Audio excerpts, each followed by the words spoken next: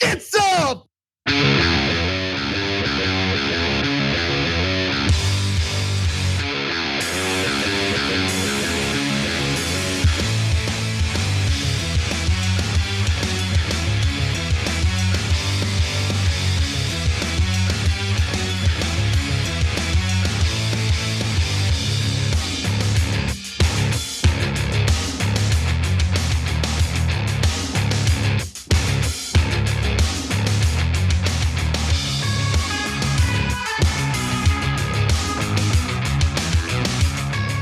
All right, welcome to the Young Turks. Cenk and Kasparian with you guys. Loads of news ahead. Luckily, you've got us, okay? So we're gonna tell you what it is and we're gonna give you the correct analysis of it, whether people like it or not. All right, Casper. Well, a lot of mask-off moments for Trump supporters, prominent figures who orbited Donald Trump after the 2020 election, including Gina Ellis. So why don't we start with her? What we're continuing to do is to fight by every legal and constitutionally appropriate method to make sure that we preserve and protect election integrity. And we know that at least 6 states violated their rules in the administration of the 2020 election. We can't allow corruption to prevail, because if cheating and cheaters prosper, then we'll never have free and fair elections again in this country. That's former Trump advisor Jenna Ellis back in 2020, as she was spreading all sorts of lies about the 2020 presidential election. Of course, she perpetuated this notion that the election was stolen from Donald Trump, that there was widespread voter fraud. She decided to repeat and regurgitate all sorts of lies. And I'm not the one who's simply saying that she's a liar. In fact, she's the one who has admitted that she's a liar. In fact, she had to go before a judge because of her violation of Colorado Rule of Professional Conduct 8.4. The rule in Colorado states that lawyers cannot engage in conduct involving dishonesty, fraud, deceit, or misrepresentation. And when she was before that judge, she acknowledged that she lied not once, not twice, but 10 separate times in regard to the 2020 election. Let me give you some of those details. Apparently, respondent agrees she made the following 10 misrepresentations. On November 13th, 2020, respondent claimed that Hillary Clinton still had not conceded the 2016 election. That was a lie, and she admitted as such. On November 20th of 2020, respondent appeared on Mornings with Maria on Fox Business and stated, quote, "We have affidavits from witnesses, we have voter intimidation, we have the ballots that were manipulated. We have all kinds of statistics that show that this was a coordinated effort in all of these states to transfer votes from votes either from Trump to Biden to manipulate the ballots to count them in secret." That was a lie. She admitted as such before a judge. Let me give you more. On December 5th of 2020, respondent appeared on Justice with Jeanine Pirro on Fox News and stated, quote, "We have over 500,000 votes in Arizona that were cast illegally." That was a lie. You guys are getting the point, right? So forward facing, she'll lie all day, every day. But once she realizes that it could hurt her ability to practice law because she's breaking rules pertaining to lawyers, well, then all of a sudden she'll admit that she's been lying. Yeah, so now I wanna clarify. She says, no, I didn't admit that I was lying. You're gonna love this. Admitted instead that her actions violated, quote, her duty of candor to the public. Candor means honesty. So if you violated your duty of being honest to the public, how is that not lying? These guys are hilarious, okay? By the way, the judge noted there was 2 aggravating factors here. 1, that she had a selfish motive, and that 2, she engaged in a pattern of misconduct. In other words, she would not stop lying, and it was to get paid. When you're a lawyer, I know it seems funny to us because lawyers often aggressively represent their own side, whether it appears to be true or not, but you have a duty not to lie. And so here's a person who said, at least on those 10 occasions, that she purposely was not honest with the audience, right? And so what I'm curious about is the MAGA guys, right? Do they look at this and go, man, do they think I like that she lied to me before and I don't like it that she's being honest now? Or do they think, no, she's lying now, about lying? Why would she implicate herself? I don't get it. And or do they think like, yeah, I mean, she's admitted that she's lied. Sidney Powell has admitted in court that she's lied, and Sidney Powell has said no reasonable person would have believed me. Yet you guys still believe them. So I just genuinely don't get it. I know for some it's an easy explanation. They're in a media bubble, and so they've never heard any of this stuff, and they might never hear it in their whole lives that Trump's lawyers have admitted to lying, right? In court. And a lot of them have never even heard that Trump lost every single case. Over 60 cases. A lot of them have never heard that he didn't present one piece of evidence that the election was stolen. But for the ones that did hear it, God, it reminds me of fundamentalist religious folks, that no matter what you say, they always have some nonsensical circular argument. Well, I mean, obviously it's because the deep state and Antifa and their sightseers, and so that's why her lying to us is actually true. Okay, whatever gets you through the night. For some folks, power is something they place above all else. So is there a portion of the Republican constituency that knows what the truth is, but they like the lies, they want to further the lies because they want power? This is the way they see their ability, their possibility of remaining in power. I mean, I just think in this current political system with an incredibly pathetic, embarrassing, and weak Democratic Party, how about you guys actually use democracy to your advantage instead of enabling this whiny crybaby, right? Anna, that's such a great point. I just don't get it. But let me finish my point. But yeah, for some people, power is everything, and they are willing to throw democracy away in order to maintain power or in order to maintain the person they prefer in the White House. But I mean, there are better things in life than having your favorite guy in the White House. I guarantee it. And I would argue that maintaining our democracy and democratic process is far more important than one particular figure that you love so much. Well, there's two things about that. Number one, is he your favorite guy? You think he's your favorite guy because of the lies he's told. But in reality, has he actually served you in any way? I mean, look, and I'm super fair to the right wing, he says. Okay, but listen guys, seriously, I get it. You like that he bashes the libs and he owns the libs. You like that he wanted to build a wall. There's a bunch of things that he says that you like, right? And I know that he hates the establishment and you hate the establishment. And here, brother, I get that, right? But what did he deliver? You think you like him, but all he delivered was a $2 trillion tax cut to the rich. No, here's what he delivered, and it's clearer and clearer to me, because in the absence of a political system that actually represents the best interests of the American people, the only thing that voters can look forward to is the blood sport, right? Which is why for some portion of Republican voters, triggering the libs, owning the libs is everything. Because that's the only satisfaction they can really get out of this broken, dysfunctional, corrupt system. Yeah, and so look, two things. One is that ironically, the right wing would actually get a bunch of the things that they want if the left wing wins. We would get you higher wages, which you definitely want. We would get your family health care that you want, paid family leave. Oh, do Republicans really want that? Yeah. Yeah, but they don't believe it. 3/4 of Republicans say we would love paid family leave when we have a baby because we care about family values and et cetera, right? But the right wing and Donald Trump will never deliver that to you. So you're valuing neither will the Democrats, Jake. No, that's definitely true, but hold on. His fake lies, you value more than actually delivering the things that you want. That's amazing to me. But I want to go back to Anna's great point. Look, right wing, I don't want to help you out because I think all you're going to do is help the rich, okay? But if you wanted to win in this country, it's actually so simple for you guys. For the left, it's near impossible because of all the institutional forces against us, mainly corporate media. But for you guys, all you have to do is stop being nuts and you're gonna win in a landslide. The Democrats are the weakest party in American history. They never delivered, they're a bunch of corporate goons, right?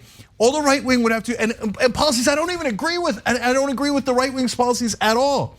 But if they just stop weirdly lying and saying that votes don't count and screw democracy and let's destroy America and the government and do a national, if you stop being nuts, you would actually easily win. But so I don't know if I'm supposed to be happy that you're nuts But I'm worried. I'm worried for the country. I'm worried for you guys. I'm worried about this enabling fascism. Please regain your sanity. And ironically, it'll help you win. So what ended up happening with this situation with Ellis before a judge? Was she disbarred? Was there any real consequence? No, there wasn't. So there's no justice in the world. So she lied. She admitted to lying. And the judge stopped short of suspending or disbarring her. This is the former senior, this is Jenna Ellis's statement. This was politically motivated from the start, from Democrats and never Trumpers. They ultimately failed to destroy me and failed in their attempt to, we didn't even know who you were, bitch. Like none of us knew who Jenna Ellis was. Oh yeah, it reminds me of all of those athletes that are like lauded and like everyone sees these athletes as heroes, and then they win the Super Bowl or they win some, playoff championship, whatever it is. Like, no one thought we could do it. No one thought we could do it. No, everyone thought you can do it. Okay, everyone thought you can do it. Jenna Ellis is like we're sitting around thinking about Jenna Ellis, like, ooh, how can we destroy her? No one cares about you. No one even knew who you were until you started spouting off all these ridiculous election lies. I just can't with these people. It's exhausting. Yeah. All right, guys, but hey, listen, I don't know if you're pro Jenna Ellis now or anti Jenna Ellis. I don't know if you believe words, if you don't believe words, but there she is in open court saying, yeah, I repeatedly lacked honesty in my communications. I lied to the people who trusted me. That is what she admitted to. And I'm just gonna end with graphic 9 here. Because even though I don't really like Ann Coulter, I do appreciate this tweet. Item for the resume. Jenna Ellis denies lying about election fraud, which she notes requires intentionally making false statement. So not a criminal, just a bimbo. Yeah, and look, Ann Coulter asked the same question I'm asking, which is, Trump voters, do you like being lied to? What a weird thing that you like it. And what an insane world that I have to agree with Ann Coulter on that one thing. She's actually in a lot of ways more hateful than Trump. She's like the epicenter of hateful, but she hasn't lost her sanity. Isn't that an interesting distinction? No, she's crazy. Like, let's no, not. No, she's we crazy. We don't need to go too far here, okay? No, but she's crazy in her opinions, Anna. But she's not detached from reality and thinks that the ghost of Hugo Chavez, rigged elections, right, and 99% of the world's doctors are morons and don't know anything, and rigged vaccines and thermometers and all this stuff. So she's just a normal hateful person. Hey, Republicans, why don't you just return to that? Again, you'd still win. Yeah, remember the quaint times in America when Ann Coulter was considered the worst of the worst? Yeah, now we're like lauding her for being an awful person that just hasn't lost her mind. That's the bar for Republicans these days. All right, speaking of Republicans who have, well, publicly seems like they've lost their minds, but privately, very different. So let's get to Tucker Carlson.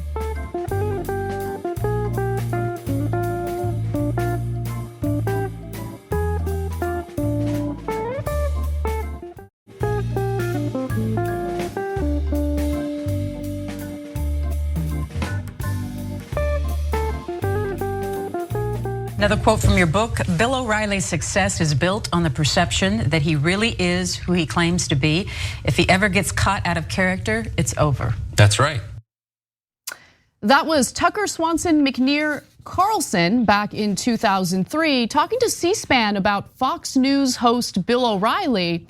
And while he seems to be critical of O'Reilly in what you're about to hear, later it's very clear that he took O'Reilly's career as an instructive path for his own. Let's watch. I say before that Bill O'Reilly's really talented. He's more talented than I am. He's got a lot more viewers than I do. He's a better communicator than I am. But I think there's kind of a deep phoniness at the center of his shtick. And again, as I say, the shtick is sort of built on this perception that he is the character he plays. He is every man. This kind of he's not right wing. He's a populist. This kind of Irish Catholic populist fighting for you against the powers that be. And that's great as a shtick, but I'm just saying the moment that it's revealed not to be true, it's over. The moment he gets caught, slapping a flight attendant on the Concorde for not bringing his champagne fast enough, or barking at, one of his subordinates to take the, brown M&Ms out of my bowl and get me a bottle of Evian, or something like that. The second that makes page 6, it's over, right? Because the whole thing is predicated on the fact that he is who he says he is, and just Nobody is that person, especially not someone who makes $1 million, or many millions a year. Fascinating that he had such strong thoughts about the faux populism of Bill O'Reilly, considering Tucker Carlson's engaging in a lot of that himself these days. I know you have a lot to say about this, Cenk. Yeah, no, I mean, I've never seen anyone tell on him on a future self as much as he did there. So look, Tucker Carlson, we've said this many times on the show, is an interesting cat because he has done something that is very premeditated. He's not like a lot of the other right-wing hosts. As crazy as Glenn Beck is, I think he believes the things that he is saying. I think he's genuinely nuts. Alex Jones is massively nuts and genuinely so, etc. Now, there's tons of things that Beck and Jones and others lie about, but they generally are actually conservative and believe all those things, right? Tucker Carlson is very premeditated. He is copying Donald Trump and his actions almost exactly, like he's following a manual. We've told you about that dozens of times, right? And we've shown you examples of it. Here's what Trump does, here's what Tucker has done afterwards. This shows you the original manual. Before he copied Donald Trump, he copied Bill O'Reilly. So at some point within these last 20 years, that was exactly 20 years ago, he realized, wait, Bill O'Reilly's a better communicator than me, makes tens of millions of dollars per year. Why don't I just do what he's doing, right? So I'll develop a deep phoniness. The one thing he was wrong about in that clip, the only thing, was if you get caught, it's over. Yeah, I know. Right? I mean, back then, maybe. The standards, Americans had higher standards back then. And I think Americans today love to be lied to as long as the ones who are lying to them are members of their preferred political tribe. That's it. Yeah, I think that, so look, all the other things, he says, be a fake populist. That'll work. That's exactly what he did, right? He's the heir to the Swanson fortune. He said in that clip, I mean, if you make like $1 million a year, first of all, he said no one is populist like that. And especially if you make that kind of money, you're not a populist. He makes way more. Yep. And that's him saying, of course I'm not a populist. It's a shtick, it's a shtick. But I think that the last cherry on top is what Anna was referring to. Look, Tucker at some point realized, and you can almost see it, and we almost trace it for you guys like a CSI scene. About a couple of years ago, maybe about 3 years ago or something, he decided, oh, you're not gonna get caught. Oh, I could say anything on air, they'll believe it. They'll never question me. As long as I'm feeding them the fake populism, the red meat that they want.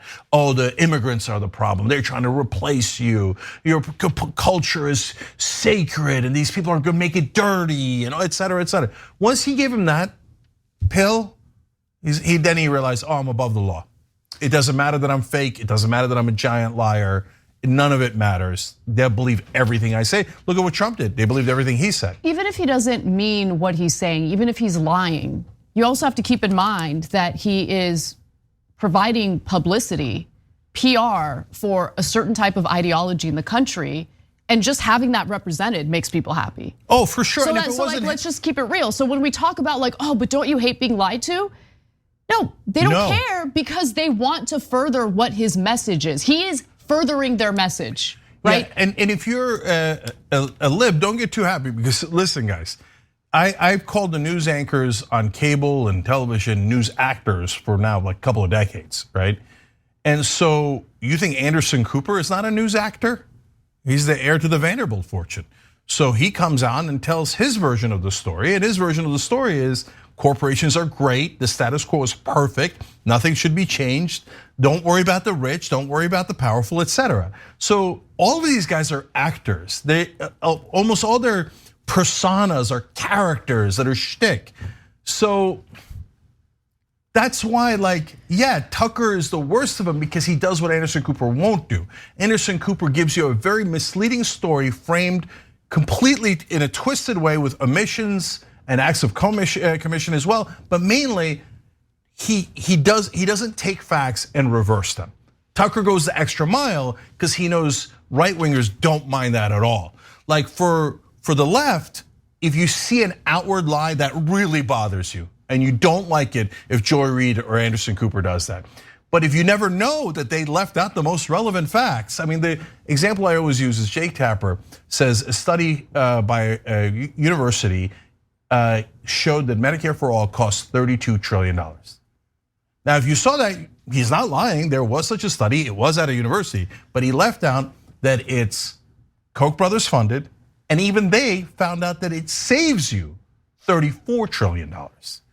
So those are giant lies by omission, purposely meant to deceive you into being against a policy that you love. So those guys trick you against what you want. To be fair to Tucker Carlson, he tricks you in a way the right wingers do want. They want him to play that character, and he plays it brilliantly. All right, so do you want to get to some of this other stuff? Because dude's worth around $30 million, okay? His yearly salary is between $8 and $10 million. He's also, of course, the heir to the Swanson fortune. So like, how much money do you need? I don't really understand it, but okay, fine. And during his appearances on Bubba the Love Sponge, but back in 2008 and 2009, he blatantly admitted that he is in fact an elitist and very proud of it. Let's watch. One thing you learn when you grow up in a castle and look out across the moat every day at the hungry peasants out in the village is you don't want to stoke envy among the proletariat. How do you pay your bills? Well, I'm like extraordinarily loaded just from like money I, inherited from my number of trust funds. From the Swanson. Yeah, totally. From the Swanson deal. You're just living. You're a trust fund baby, are you not? No, completely. I've never needed to work. Yeah, I mean it's all just the whole cable news thing was just a total pose. It was like a phase I was going through. You're about the most unordinary person I know. You're an elitist. You're an ass. No. But see, I'm an out of the closet elitist. I don't run around pretending to be a man of the people. I'm absolutely not a man of the people at all. He certainly pretends to be the man of the people these days. That's his whole shtick on Fox News now, going back to what he accused Bill O'Reilly of doing. And he has even admitted on the record that he lies on his show. He lies to his audience, and he said as much during a conversation with Dave Rubin. Well, I guess I would ask myself, I lie. If I'm really cornered or something, I lie. I really try not to. I try never to lie on TV. I just don't, I don't like lying. I certainly do it, out of weakness or whatever.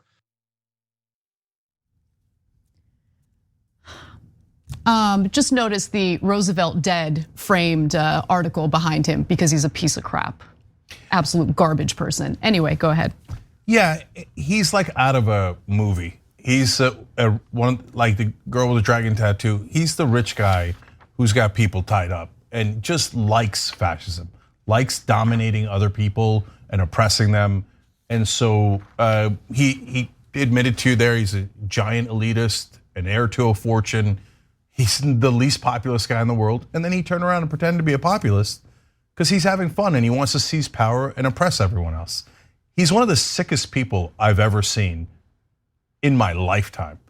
But hey, if you look up to that and you think a guy who brags about lying to me and playing a character, the guy who said in the documents that we have definitively now that he didn't believe Trump, he thought Trump was a demonic monster. He has no regard for his audience. And by the way, he did the same exact thing as O'Reilly that he mentioned in that tape, which is barking at subordinates, he said. And in his case was to get a reporter at Fox News fired for telling the truth. So if that's what you like, there's literally nothing I can do for you. Please get help. When we come back, we'll talk about the US ambassador to Israel pushing for war with Iran. Pretty disastrous. And later we'll get to more news, including the record amount of debt that Americans have accumulated in a very short period of time. That and more coming right up.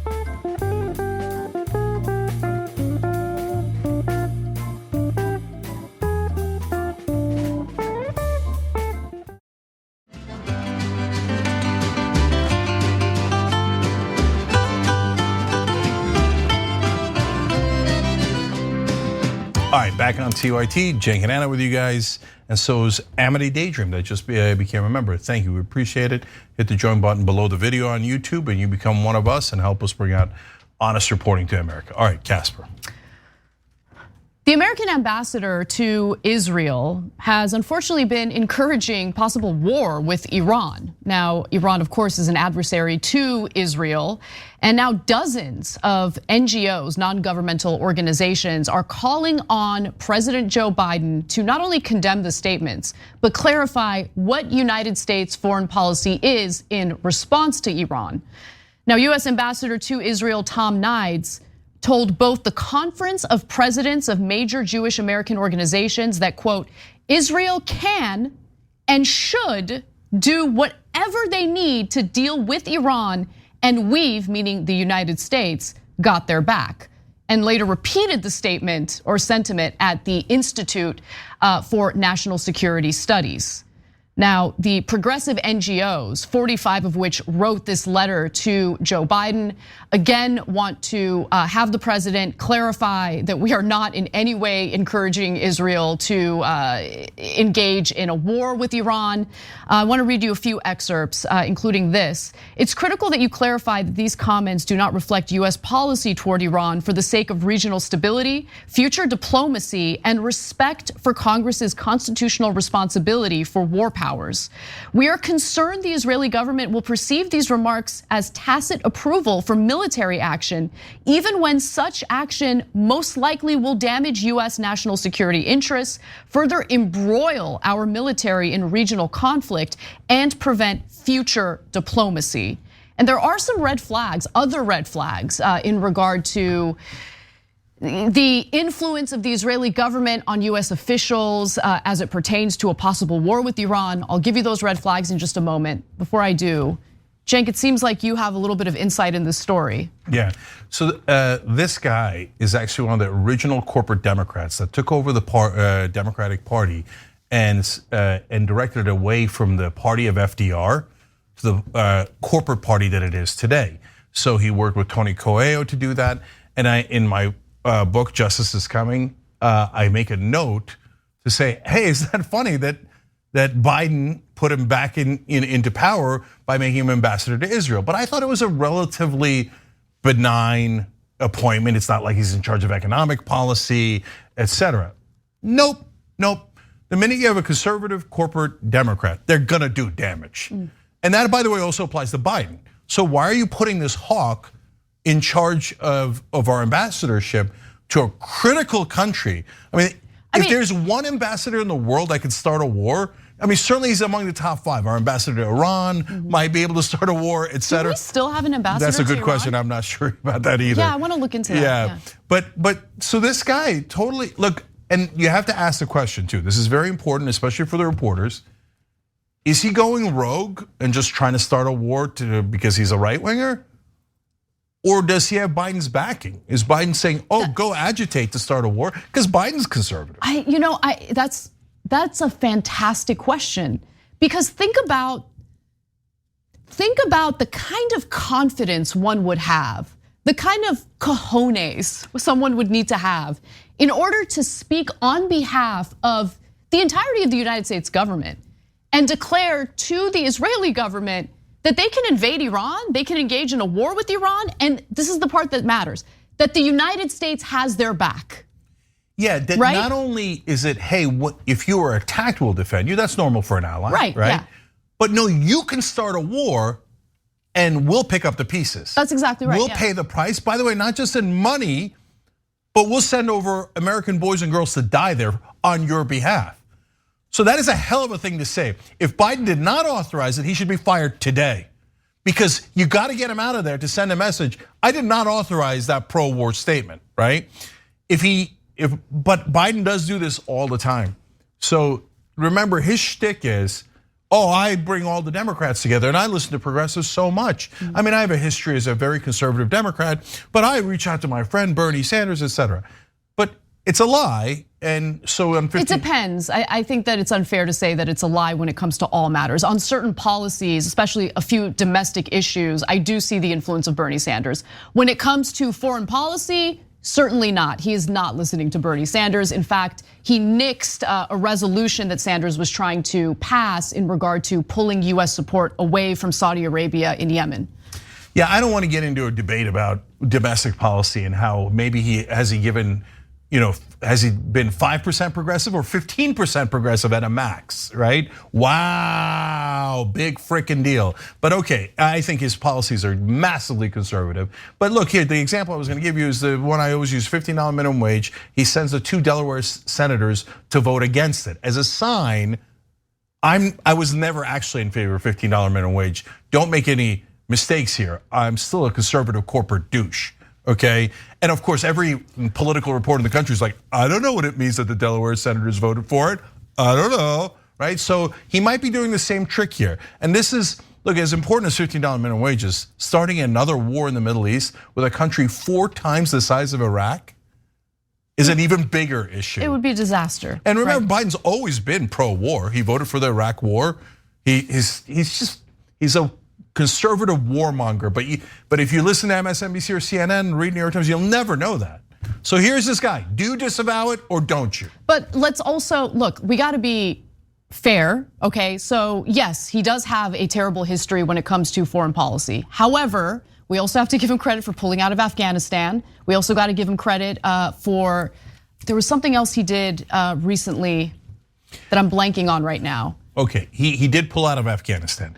He has significantly rolled back drone strikes in the Middle East, or drone strikes in general, right? Okay, so Anna, thank you for doing that. Yeah. Those are important contexts so that you guys know the whole story. The flip side to that is, why didn't you sign the Iran deal? So why didn't you go right back into it? Remember, it was the Obama-Biden administration that did the deal in the first place. It worked fantastically. We got all of the uranium out of Iran. There was no chance they were gonna do nuclear weapons. Trump takes us out of it, creates this very dangerous situation. Biden goes back in, all he has to do is same exact deal, and we're done, right? Iran will take it, we know that. He could just do it.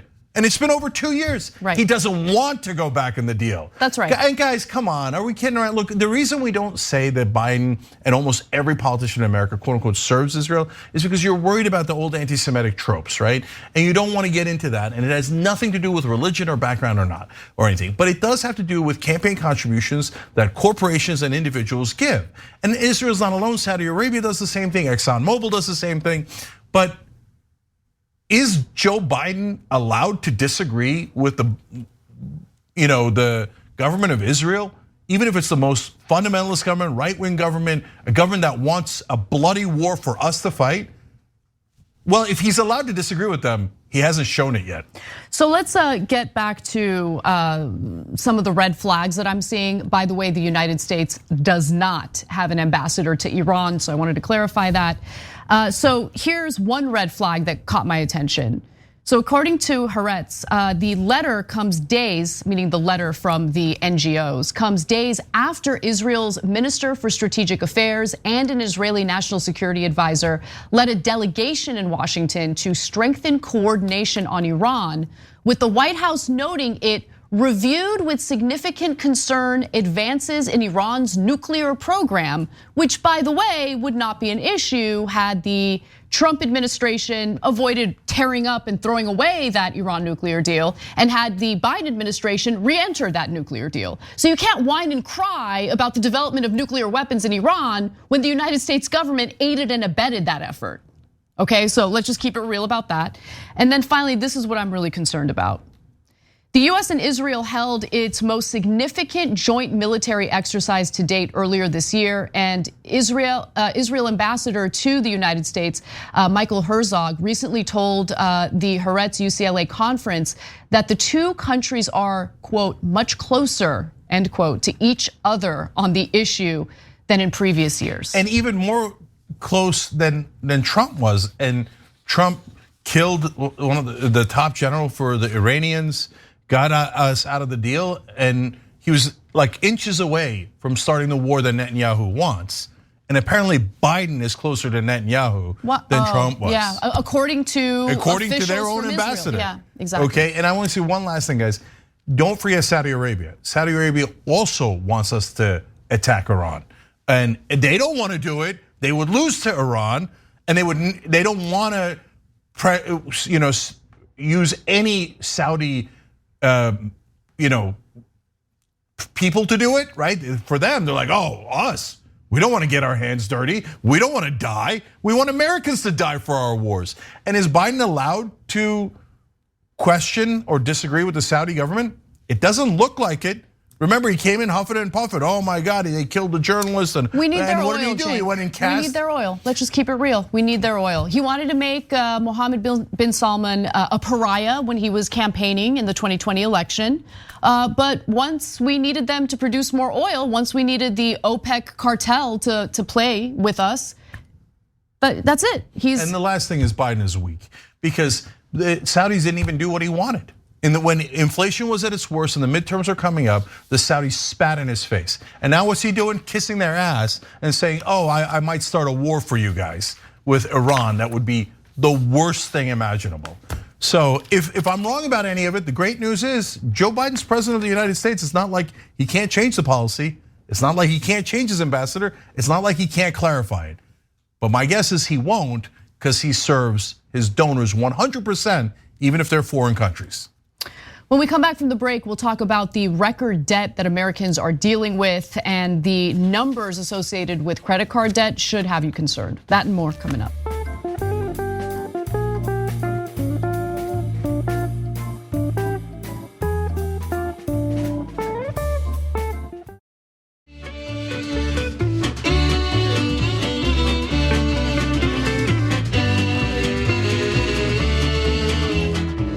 Back on TYT, Cenk and Anna with you guys. More news.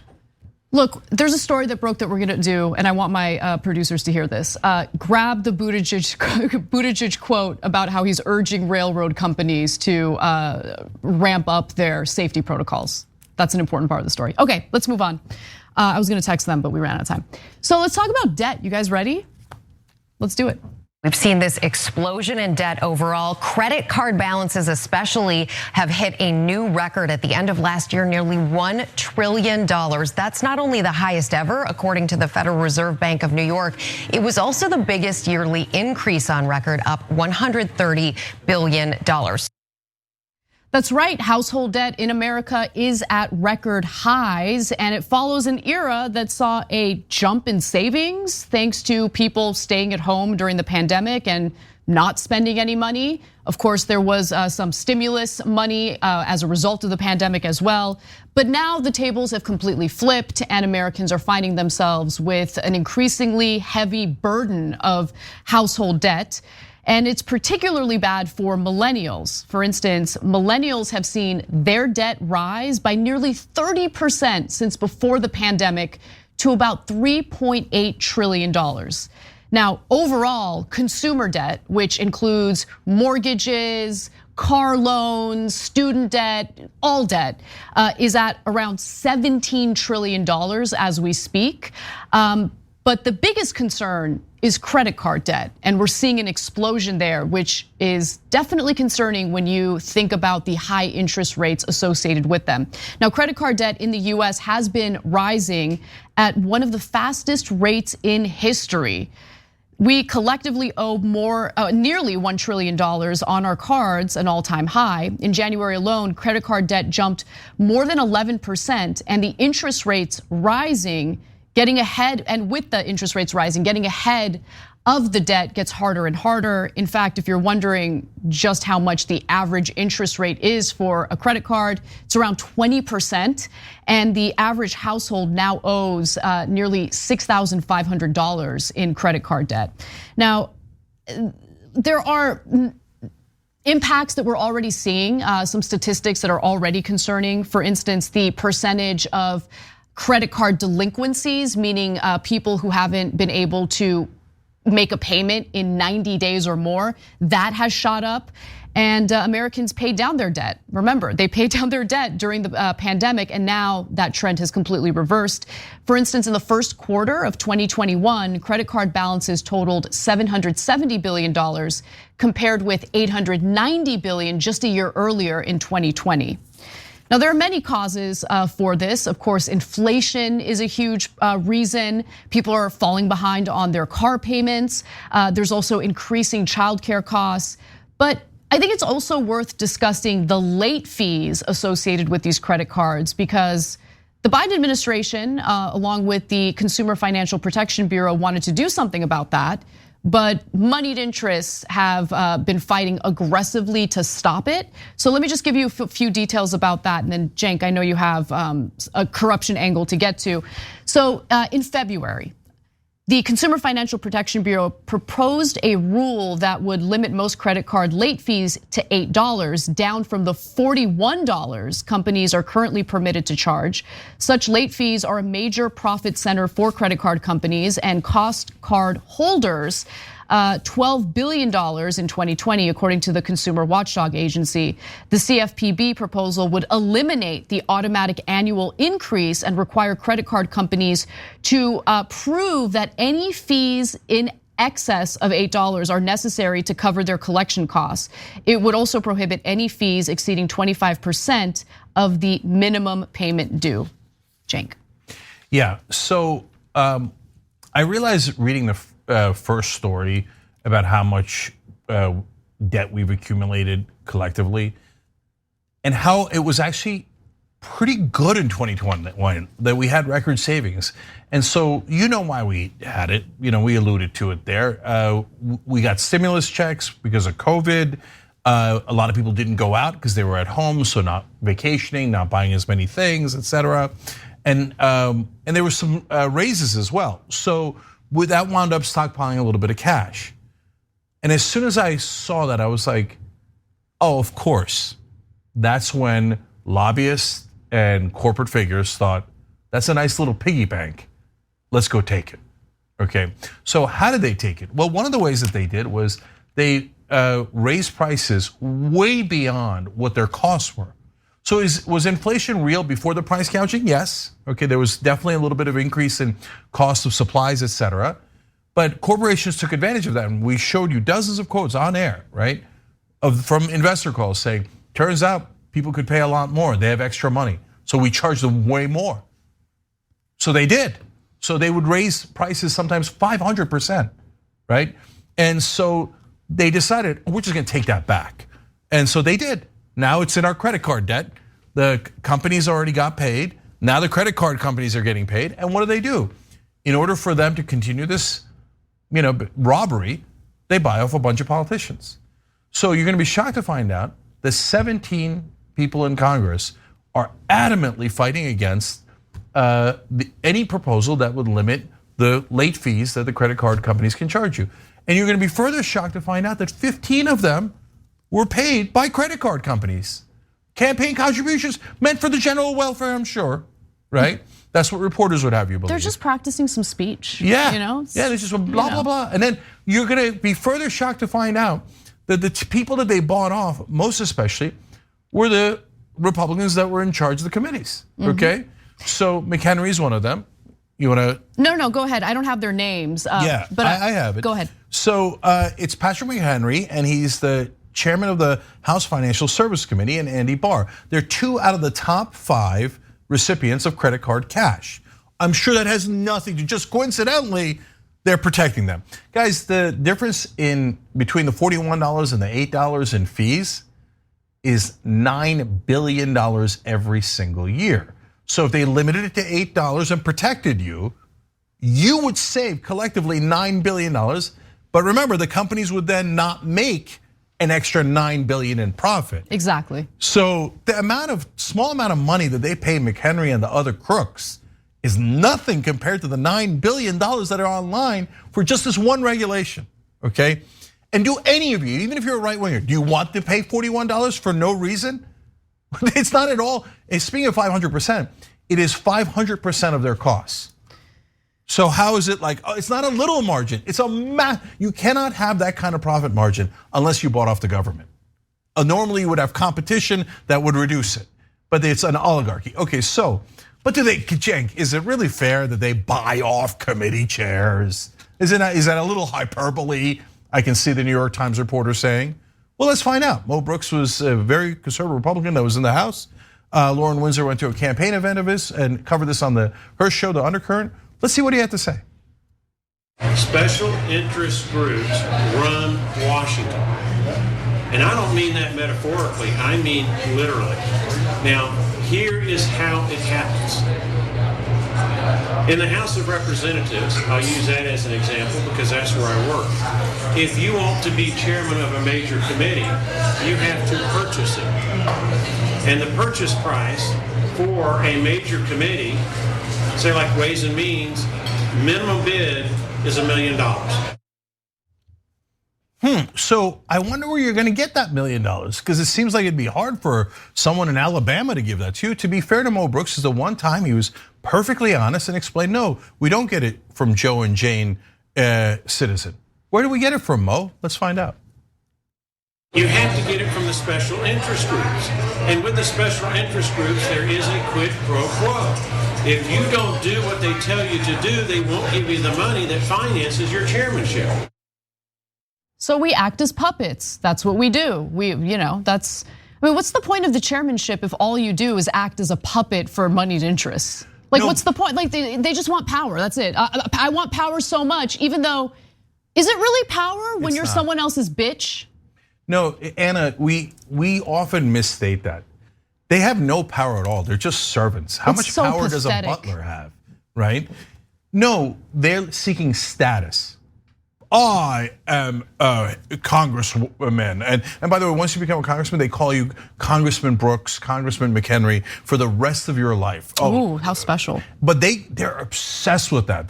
They think that's like the most important thing in the world. And to be fair to them, that's how the so-called Fourth Estate treats them. They're supposed to hold them accountable, and they make it seem like, oh, the Congress people and senators, they're so important. They're the only people we trust. If you're an outsider or trying to hold them accountable, you don't have a lot of credibility. A senator has lots of credibility. They are a beloved, honored elite, right?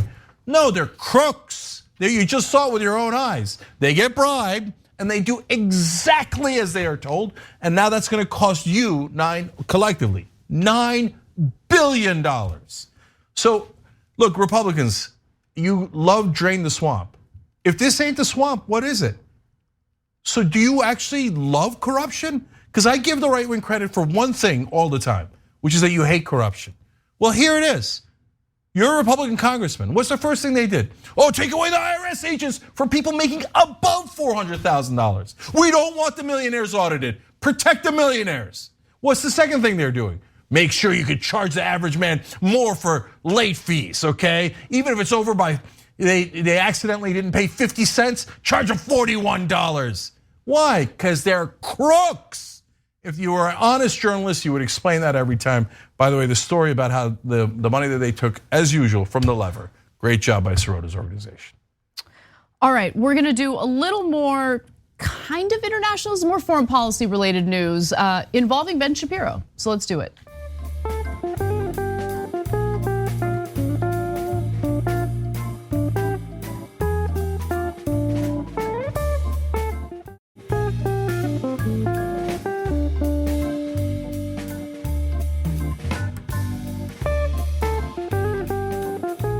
I think the notion that you're going to somehow save the country on behalf of property rights by engaging in a military coup over there, I don't see that.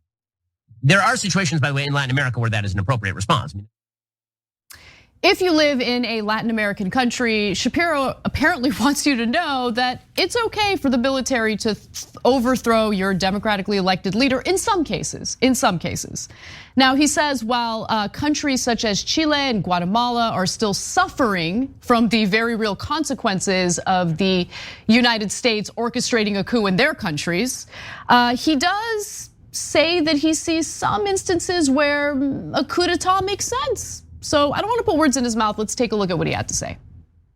What would it take to justify an uprising to overthrow the government? What line would the government have to cross for you to support something like that? Well, the answer is that you could not actually achieve any of your rights by any other means. So in Brazil, it's not like Bolsonaro's party went away. They still have a giant hold in the Brazilian legislature. Bolsonaro as a political figure hasn't even gone away. The Bolsonarist movement is not over. Lula himself has governed more centrist than he campaigned. I think Lula is a terrible politician. I think he's very, very corrupt. But I think the notion that you're going to somehow save the country on behalf of property rights by engaging in a military coup over there, I don't see that.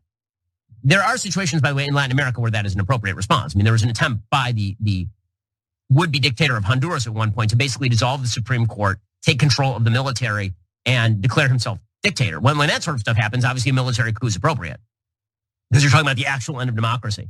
But I'm a little nervous about anybody declaring a premature end to democracy before that actually happens.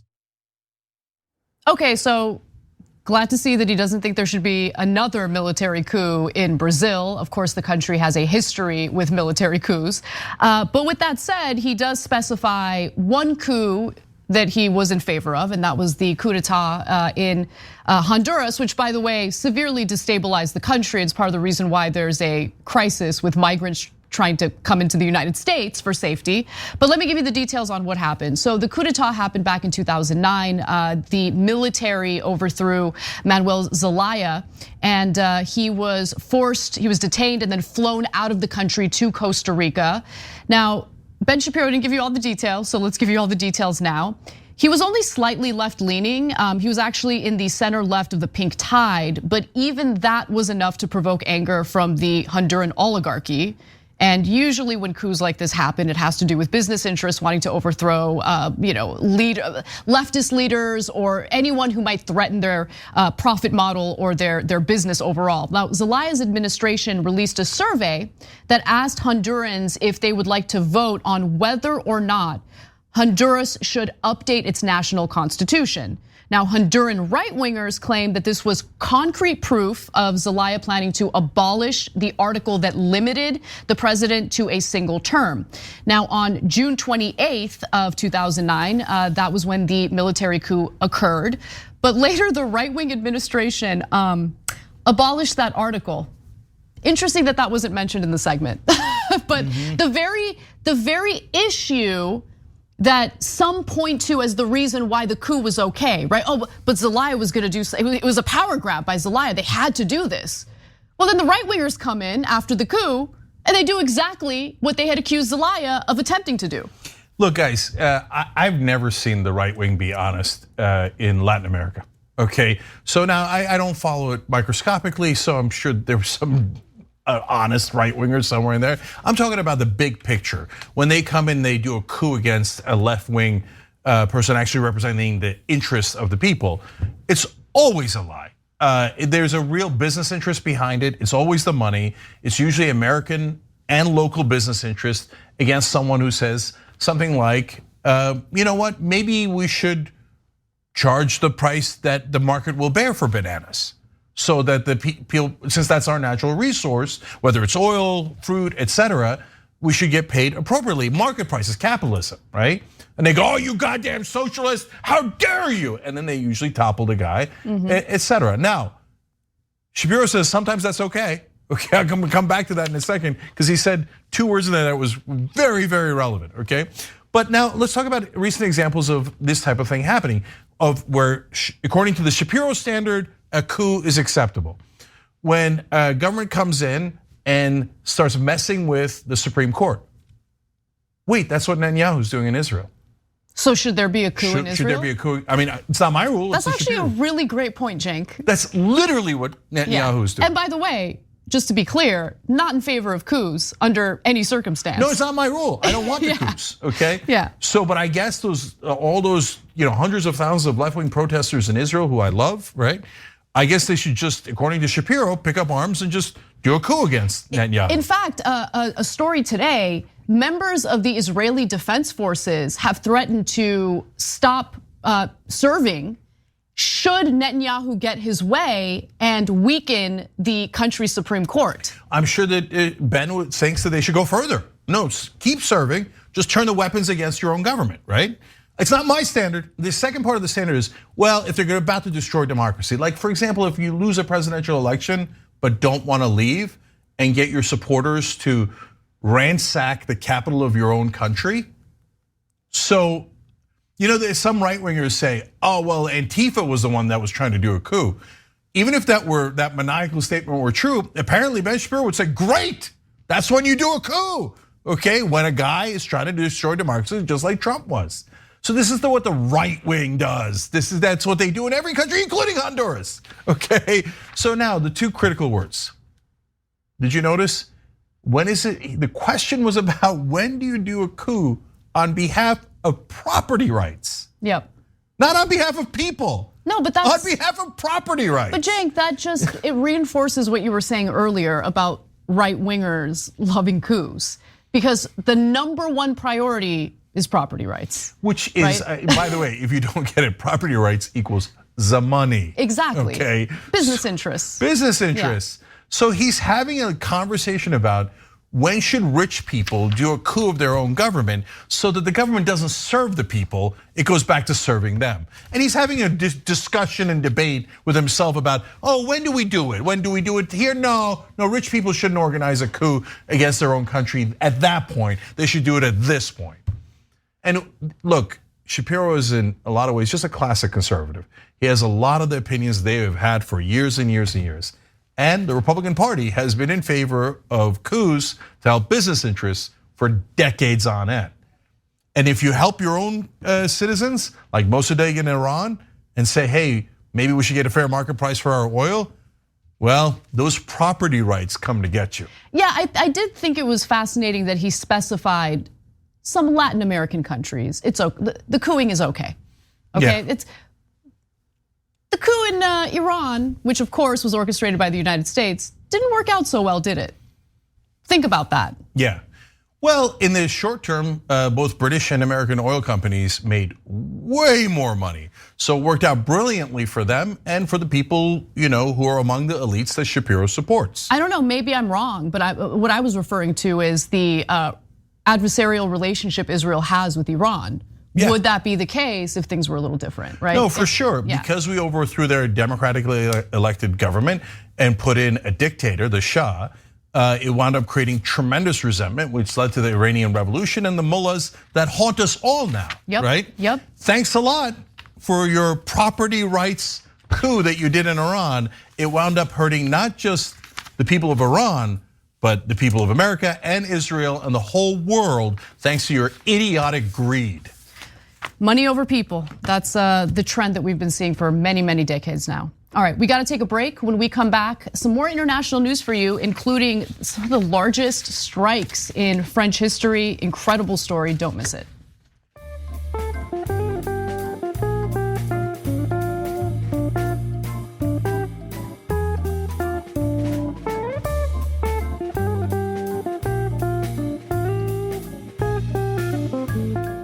Thanks for listening to the full episode of The Young Turks. Support our work, listen ad-free, access members-only bonus content, and more by subscribing to Apple Podcasts at apple.co/TYT.